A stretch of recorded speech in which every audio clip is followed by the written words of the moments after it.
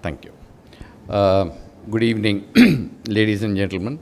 At the outset, let me thank Mr. Bharat of Indoi Analytics and the staff for getting us over here to share a few thoughts of ours today.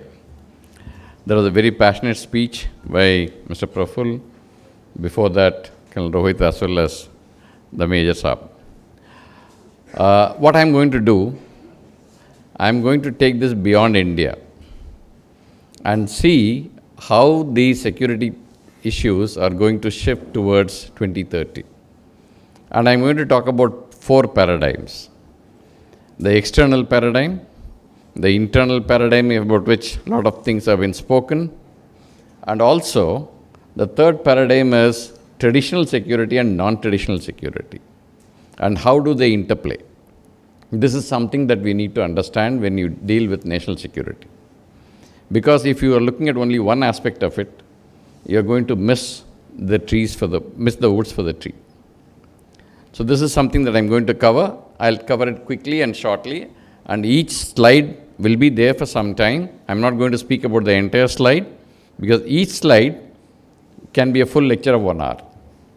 So I'm going to just give you a glimpse of that slide and speak about a point or two so that I can finish in time. Okay? Next, please. So we talked about national security. What are the national security objectives? If you look at the first 3, they are talking about external security. If you look at the last 2, they are talking about internal security, wherein we look at the equitable, prosperous, and shields them from risks of life and livelihood. This is internal. The previous one is also internal. So national security objectives have got an external connect and the internal connect. Next, please. How do you see the external security environment in 2030?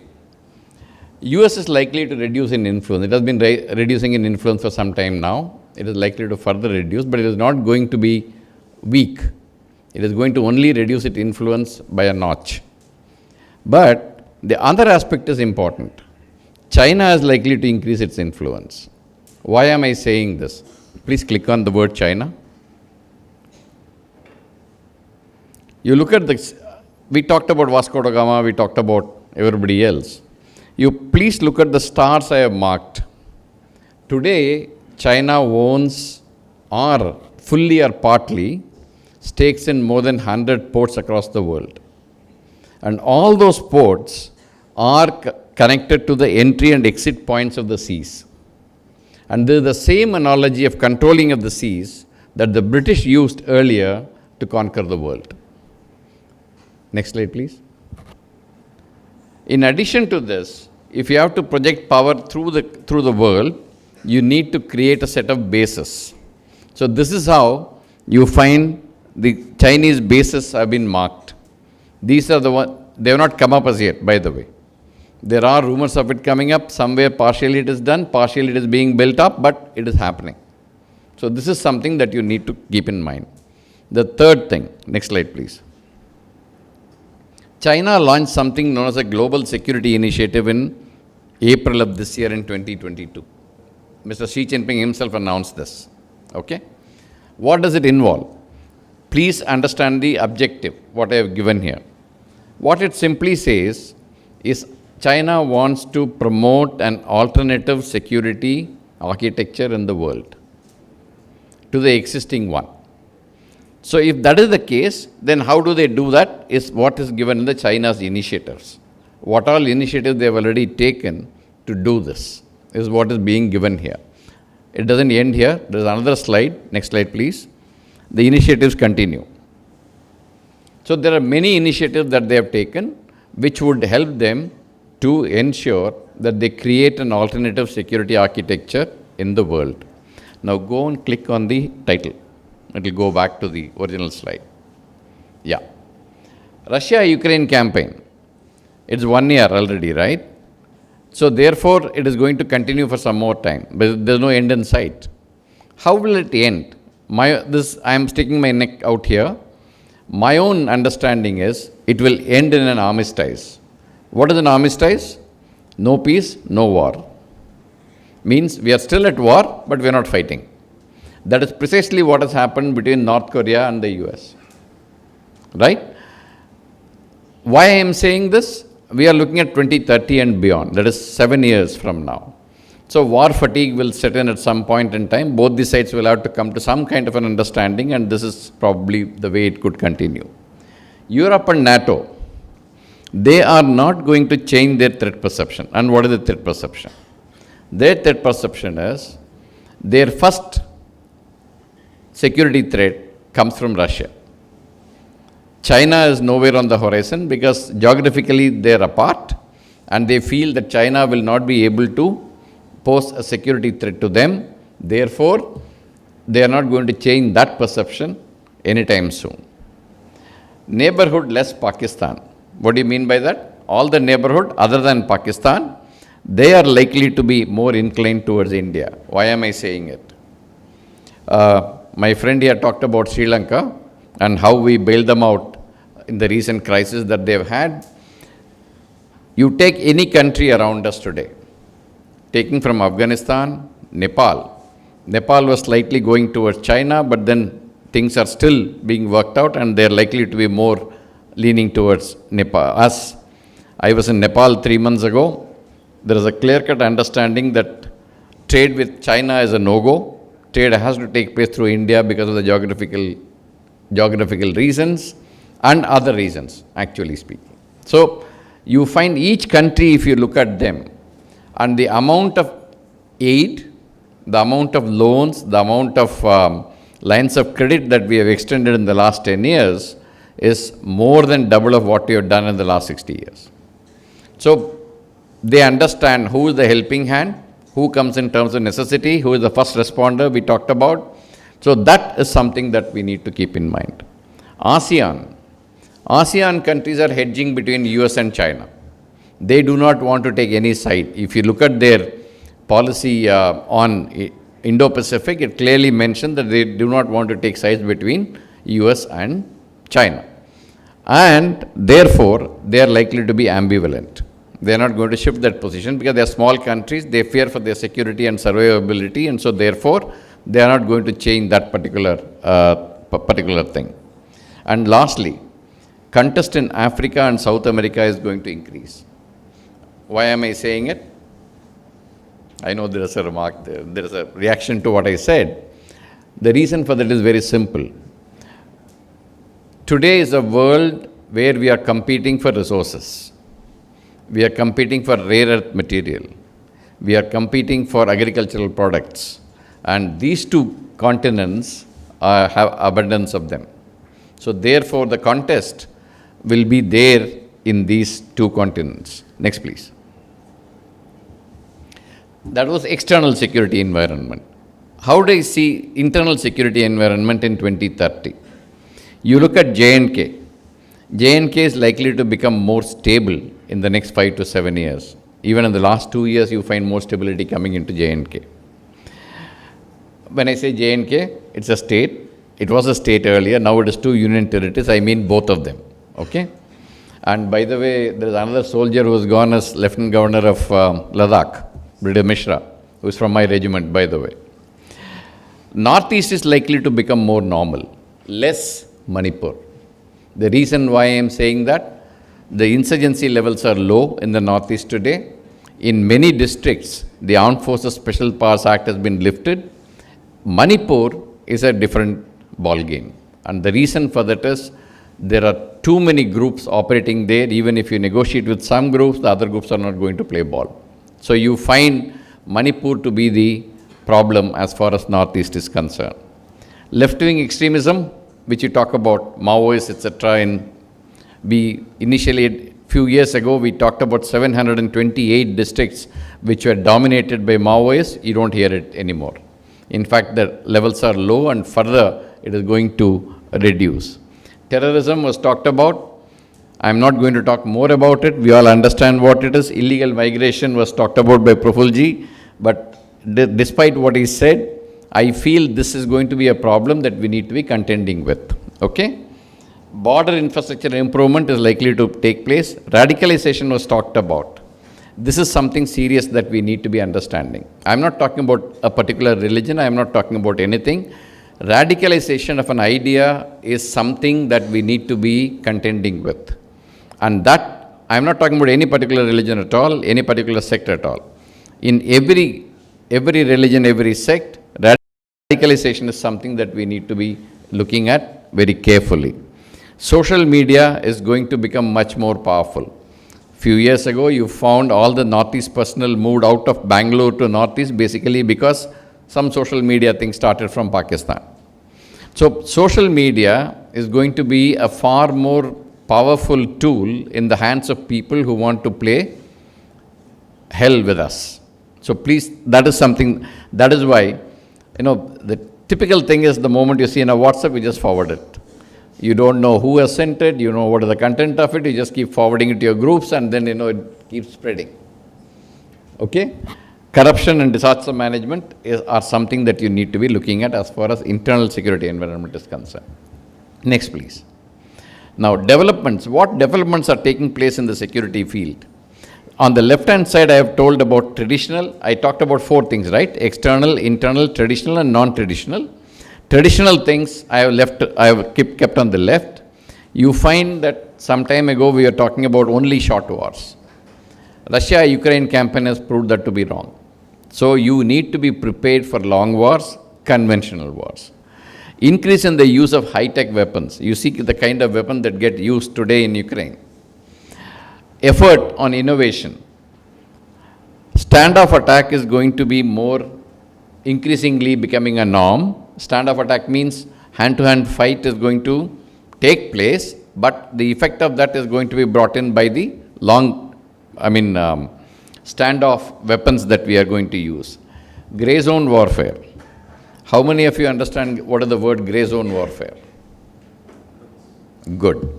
Then I can tell you, in 2 lines I can tell you what grey zone warfare is. Grey zone warfare is simply, it is not a proper combat, like what you see in a battlefield.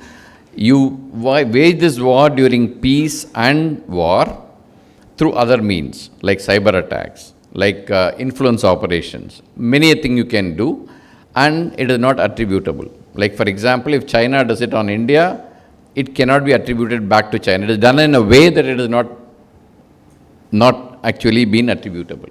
Okay? The next one is on the multi-domain warfare. These are terminologies you will find in warfare. Don't get very confused about it. It is very simple. Multi-domain means everything put into it. Okay? Just click on that line, multi-domain warfare. Now you see this slide. This is a visualization I have done basically to explain to you what a multi-domain warfare is. Please look at that PLA SSF, that is the PLA Strategic Support Force of the Chinese, which has got a command over space and influence operations of China. You get quantum technology, you get Navy, you get Air Force, you get the biohazard, which happened like COVID. It can happen again in the battlefield. You have any number of domains that you need to be fighting with. So this is a multi-domain warfare which we have to fight in years to come. So this is something that I wanted to explain to you. Go on, picture on the title. Click on the title. Yeah. The next one is nuclear. Nuclear is also in the traditional domain, and so I kept it in the traditional domain. Nuclear, please don't worry. Just click on it. I'll move on straight away. This is the nuclear security that we talk about. We are aware that it can happen everywhere. We've got 25 stations which monitor the radiological impact, and that is constantly working. So don't worry about nuclear issues anymore. Go back to title and yeah. And therefore, I've talked about one on the plurilateral and minilaterals. Let me explain this to you in 1 minute, 30 seconds to be precise. Today, we feel that the multilateral things are not working. What is multilateral? UN organization is multilateral. NATO is multilateral. There are other groups which have got large number of countries which are multilateral. They are becoming more and more ineffective. Therefore, you have gone into a mode, particularly India has gone into the mode of plurilaterals and minilaterals. Minilaterals are three countries. Plurilateral may be 4 or 5 countries. They come together based on an issue, on a common understanding that they support that issue. They come together, work, make it effective, do it. So tomorrow and 2030 and beyond, unless the UN gets reorganized and restructured, you find this is the model that will be there as far as traditional security is concerned. On the non-traditional security, I have listed them. Please have a look at them. I'm going to have one slide on each one of them and speak 30 seconds on each one of them. Okay? Next, please. Now, few years ago, you could have distinguished between external security, internal security, traditional security, and non-traditional security. Today, non-traditional security is expanding. It can happen anytime. 30 years ago, you didn't talk about cyber security, did you? 30 years ago, you did not talk about biosafety. 30 years ago, you did not talk about humanitarian assistance and disaster relief. It started from 2004 tsunami onwards. So, non-traditional threats are evolving. Tomorrow, something else can come up. Like, for example, you had COVID. So, you find non-traditional security and traditional security are merging. External security and internal security are merging. And so, there is an interplay. How is it happening? Russia-Ukraine war happens. It becomes a threat to your food security because you find the food is locked up in Ukraine and Ukraine is not being able to export. You have an oil problem, you have a fertilizer problem, you have all kinds of problems. So an external threat, external security issue could impact your internal security. Next, please. Health security. Please go through these 5 points. They are self-explanatory. I don't have to explain this. If you have questions, I'll answer it in the end. Okay? The last part is very important. You need to create health infrastructure and public health workforce. These two are going to be extremely important to handle any such security issues. Next, please. On food security, you find these challenges. Okay? The last one is important. I explained to you just now. International events are going to impinge on your food security. How? China imported 50% of world's total corn production in 2021. As a result, the food prices everywhere went up. So it is going to cause problems for your food security. So this is, second one is the Russia-Ukraine conflict. It increases the price of oil, it increases the price of fertilizer, it increases the price of food grains, etc. So any external threat is also going to have impact on food security. Next, please. Personal security is very important. Somebody spoke about data security. I think Prafulji spoke about it. Today, even our Prime Minister is known to have said data is gold. Data is today's gold. It's right. Because data drives artificial intelligence and artificial intelligence drives machine learning. Machine learning drives everything else. So you find data as the basis for everything else. So data security is something which is very important. That is one of the reasons why we have been banning many of those Chinese apps and everything which are sending data back to that country. The other thing is the law and order, which we all aware of. I don't have to speak about it. Radicalization, I have spoken about it. Disinformation. Disinformation is something that we need to be very, very careful about. Like, for example, on the 1st of January last year, you find the Chinese PLA putting up a tweet saying that we are in Galwan, whereas they were nowhere near Galwan. It was actually actors staging something to say that they were near Galwan. You also found 10 brigades moving towards Tawang. That was also in November 2021. It's again a false information. So if you fall for this false information, you are going to get a kind of a euphoria built into the system which is going to work against us all. So disinformation is something that is going to be problematic. Cyber crimes. I don't know how many of you lost money through cyber attacks or cyber claims. Lot of reports are there like that. So this is something that again that we need to be looking into. Next, please. Water security is extremely important. India is one of the water stressed countries. This is something that we are working on at this point in time in the National Security Advisory Board. Two of our colleagues are working on it. One is looking at water supplies and dams and rivers, etc. The other one is looking at legal issues pertaining to water, like, for example, Indus Water Treaty and other issues. So this is something that is going to be extremely important. Last point I wanted to talk to you about, water diversion by China. Every 3 to 4 months, you will get in the papers that China has diverted water of Brahmaputra, and so water level has gone down, something has become black, something has done something. Please be under no illusion of that. 70% of the water to Brahmaputra actually comes into Brahmaputra from tributaries that emanate from Indian territory, not in China.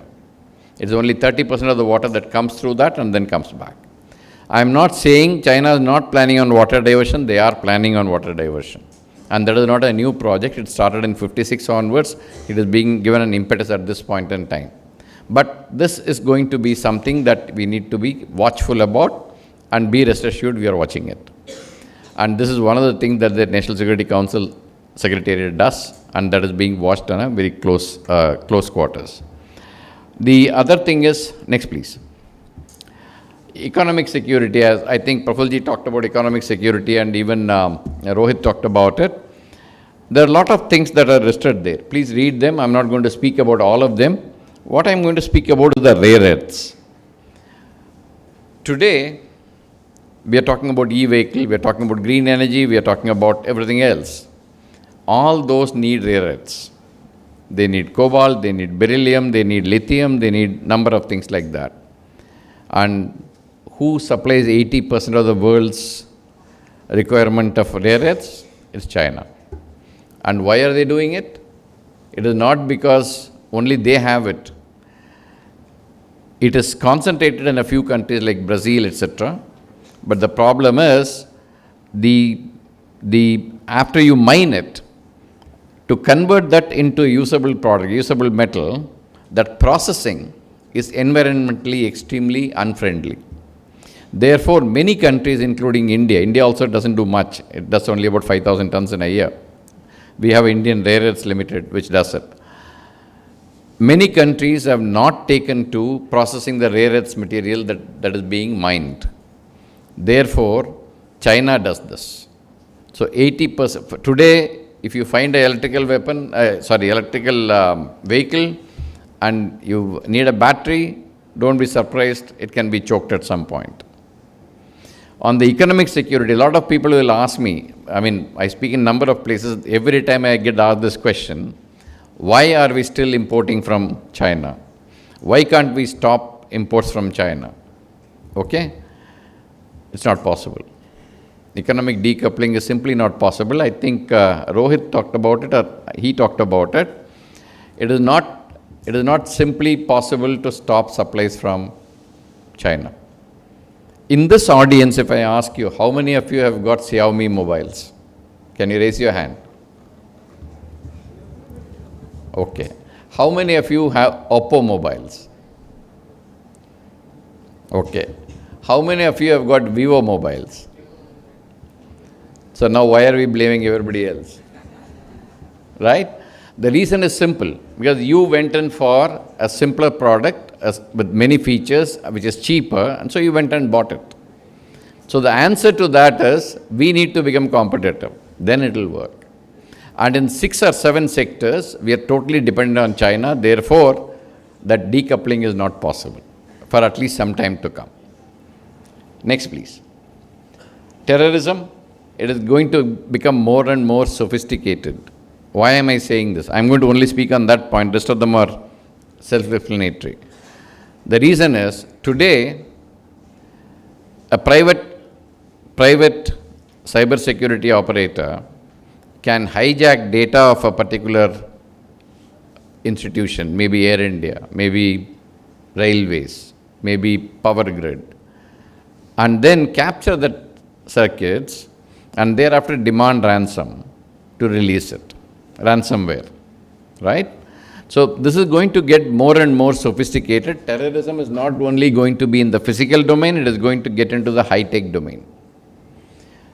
China has been able to push off a satellite from the normal space orbit into a dead space, its own satellite. Tomorrow it can happen to any other satellite. So it is going to get more and more sophisticated, and we need to be mentally and physically prepared for it. Next, please. Tech security. Today, technology is everything.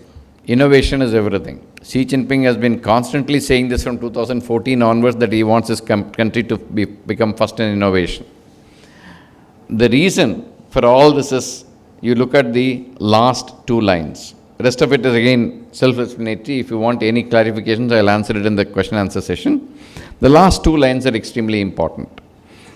Artificial intelligence, quantum technologies, and metaverse is something which is coming up new. Augmented reality, extended reality, all these are Chinese are really well advanced in. So this is going to be a bone of contention whenever we want to become, and it is going to become more and more competitive in this domain. Lastly, of course, rare earths I have talked about, machines and machine tools. Today, why is your manufacturing suffering?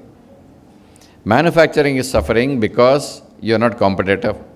Why are you not competitive? Because you don't produce anything here. Like for example, all the machines you need for manufacturing are imported. All the machine tools you need for manufacturing are imported. So if any country chokes you, then you are done. You can't do anything with it. So you need to get some kind of Atmanirbhar in this.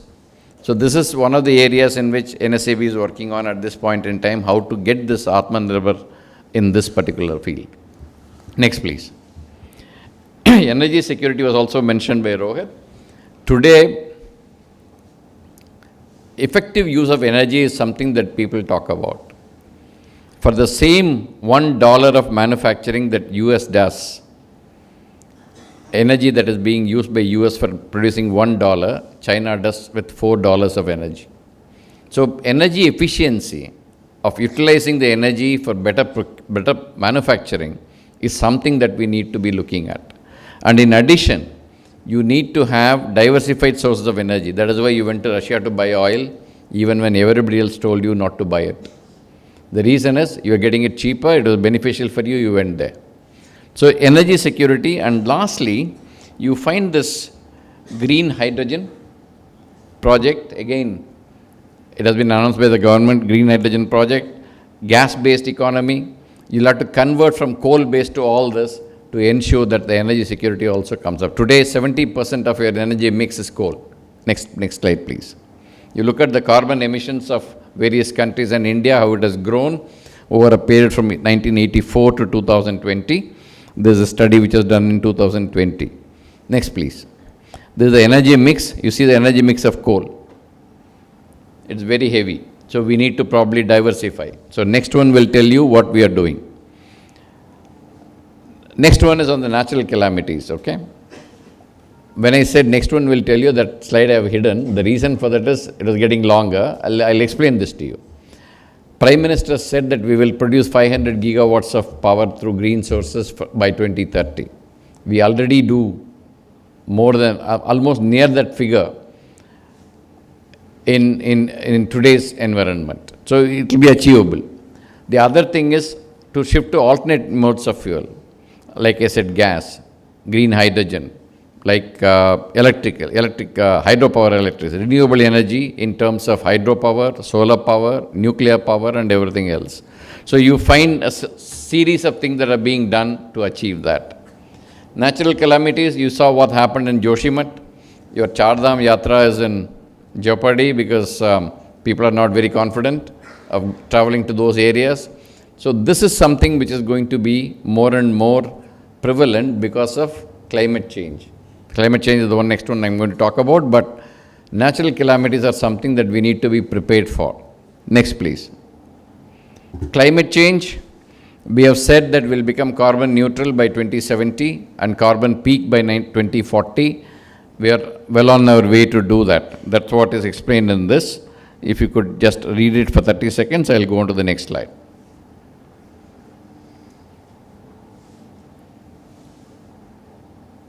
Next, please.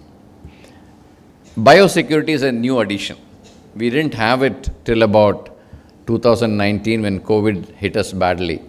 So this is biosecurity is something which is not only attributable to agricultural products, but it's also to human beings. So biosecurity is something that is being looked into, and these are the measures that we need to be catering for by the scenario of 2030 to do what we need to do. I think I have finished here. The last is thank you. Thank you for a patient listening.